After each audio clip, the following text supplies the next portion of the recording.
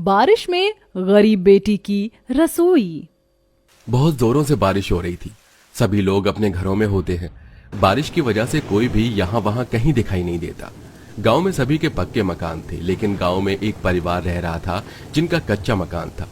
बहुत तेज बारिश की वजह से उनके घर के अंदर पानी भी टपक रहा था। हे भगवान, ये सब क्या हो रहा है? अब हम लोग क्या करें? माँ देखो ना, हर जगह से पानी टपक रहा है। बेटी चलो मेरे साथ, जहाँ जहाँ पानी टपक रहा है वहाँ बर्तन लगा दो। ठीक है माँ, मैं अभी लगा देती हूँ। वैष्णवी और प्रिया दोनों मिलकर जहाँ जहाँ पानी टपक रहा होता है वहां पर बर्तन लगाना शुरू कर देते हैं। हे भगवान, माँ बारिश तो रुकने का नाम ही नहीं ले रही। तभी बहुत जोरों से बिजली कड़कती है। माँ मुझे तो बहुत डर लग रहा है, कितनी जोर से बिजली कड़क रही है, कहीं कोई अनहोनी ना हो जाए। पारुल के मुंह से यह सुनते ही प्रिया अपनी रसोई की तरफ देखती है। रसोई में चारों तरफ पानी टपक रहा था और मिट्टी बहनी शुरू हो जाती है। हे भगवान, बस मेरी रसोई को बचा लो। प्रिया इतना कह ही रही थी कि तभी अचानक से रसोई की छत टूट जाती है और नीचे गिर जाती है। रसोई की दीवारें टूटकर पूरी तरह बिखर जाती हैं। देखते ही देखते उसकी रसोई तहस नहस हो जाती है, जिसे देखकर प्रिया से रहा नहीं जाता और वो फूट फूट कर रोने लगती है। नहीं नहीं, ऐसा नहीं हो सकता, मेरी रसोई तबाह नहीं हो सकती। नहीं नहीं, ये सब नहीं हो सकता। उठ जाओ प्रिया, क्या हुआ? कौन से ख्यालों में खो रही हो? ऐसा भी क्या सपना देख रही हो तुम? वैष्णवी के हिलाने पर प्रिया नींद से जाग जाती है। अच्छा, तो ये सब सपना था? अच्छा हुआ कि मैं सपना ही देख रही थी। हटो माँ, मेरे सामने से हट जाओ। प्रिया अपनी माँ को एक तरफ करके अपनी छोटी सी रसोई को देखने के लिए जाती है। अपनी रसोई को सही सलामत देखकर आज मुझे बहुत खुशी हुई है माँ। दीदी, तुम तो ऐसे बोल रही हो जैसे सपने में तुमने बारिश होते हुए देखी और बारिश में तुम्हारी पूरी रसोई तहस नहस हो गई। पारुल, तुम अपना मुंह बंद रखो। तुम्हें पता है ना, मैंने बचपन में कितने प्यार से ये रसोई बनाई थी। अरे इस रसोई में मेरी जान बसती है, तुम नहीं समझोगी। प्रिया ने बचपन में अपनी खुद की एक रसोई बनाई थी। वो लोग इतने गरीब थे कि उनके घर की हालत बहुत बुरी थी। उनका घर मिट्टी से बना हुआ था और छत के नाम पर घास लगी हुई थी। जब प्रिया की माँ वैष्णवी खाना बनाया करती थी तो प्रिया उन्हें देखकर बहुत खुश होती थी। इसी के चलते उसने मिट्टी की रसोई बनाई और उसी पर खाना बनाना शुरू किया। जैसे जैसे वो बड़ी हुई, वो अपनी रसोई को और भी सुंदर और प्यारा बनाती गई।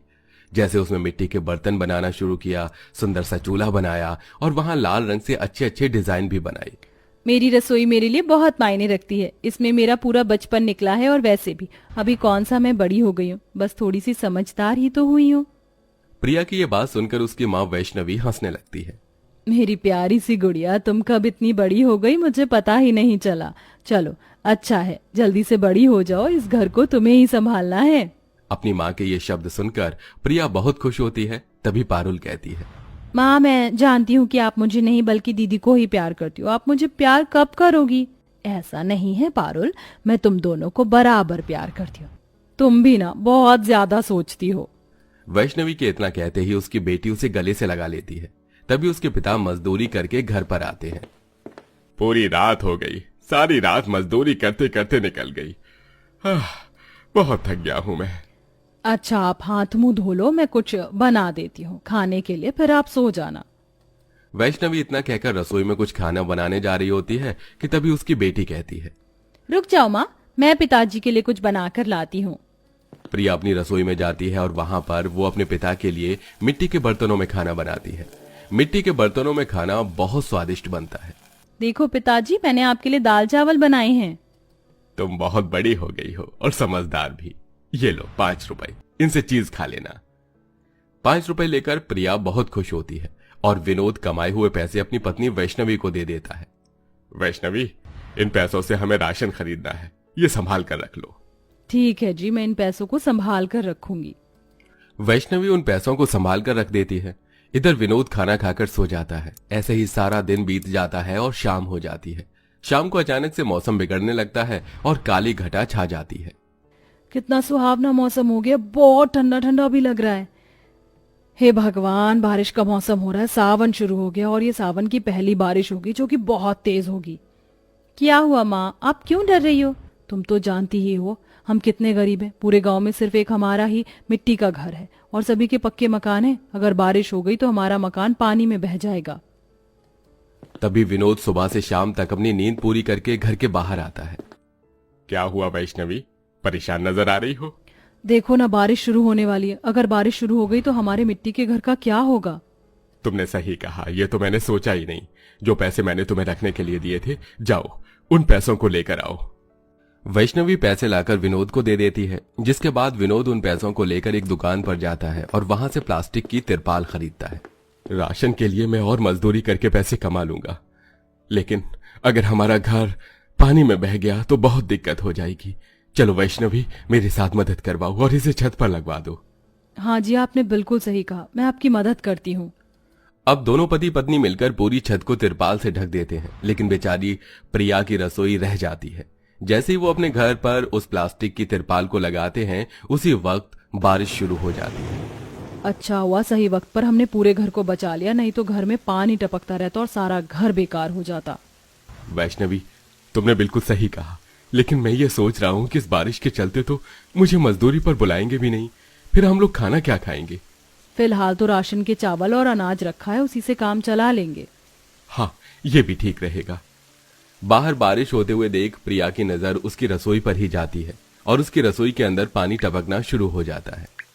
हे भगवान, ये क्या, मेरी रसोई पर पानी आ रहा है। पिताजी, पिताजी देखो ना, मेरी रसोई मिट्टी से बनी हुई है, उसके बर्तन भी मिट्टी के बने हुए हैं, सब कुछ बर्बाद हो जाएगा। अरे बेटी, अभी ज्यादा बारिश नहीं हुई है, जहां पानी टपक रहा है वहां पर कोई बर्तन लगा दो। विनोद के कहने पर प्रिया जहां पर पानी टपक रहा होता है वहां पर बर्तन लगा देती है, लेकिन अगली दिन सुबह तक बारिश और भी ज्यादा तेज होना शुरू हो जाती है, जिसके चलते अब उसकी मिट्टी की रसोई धीरे धीरे बहने लगती है। हे भगवान, ये क्या, धीरे धीरे मेरी रसोई की मिट्टी बहने लगी है। भगवान जी, मैं आपसे प्रार्थना करती हूँ, मेरी रसोई को कुछ नहीं होना चाहिए। बहुत तेज बारिश, तूफान, आंधी आने की वजह से प्रिया की मिट्टी की बनी हुई रसोई पानी में बह जाती है। जैसा कि उसने अपने सपने में देखा था, उसकी छत पूरी तरह गिर जाती है, सारे मिट्टी के बर्तन भी टूट जाते हैं और सब कुछ तहस नहस हो जाता है, जिसके चलते बेचारी प्रिया फूट फूट कर रोने लगती है।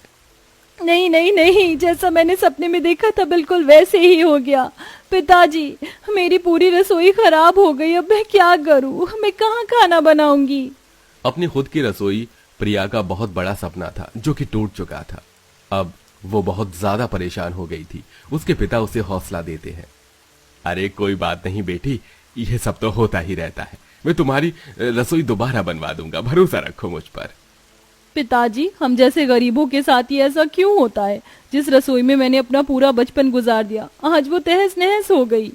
प्रिया रोते हुए अपने पिता को गले से लगा लेती है, जिसके कुछ घंटे बाद ही बारिश बंद हो जाती है और प्रिया अपनी टूटी फूटी रसोई को देखकर बहुत अफसोस करती है।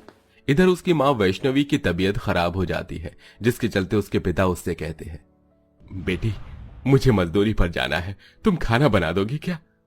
हाँ पिताजी, अभी बनाती हूँ।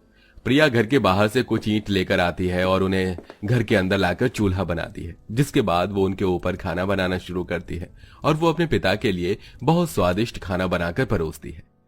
अरे मेरी प्यारी बेटी, तुम्हारी रसोई टूट गई तो क्या हुआ, लेकिन देखो तुम्हारे हाथों का स्वाद अभी भी पहले जैसा है और मैं जानता हूं तुम दोबारा से अपनी खुद की रसोई बना लोगी। ये सुनकर प्रिया बहुत खुश होती है और अपने पिता से कहती है, हाँ पिताजी, आपने सही कहा, मैं अपनी रसोई दोबारा बना लूंगी और फिर उसी में खाना बनाया करूंगी।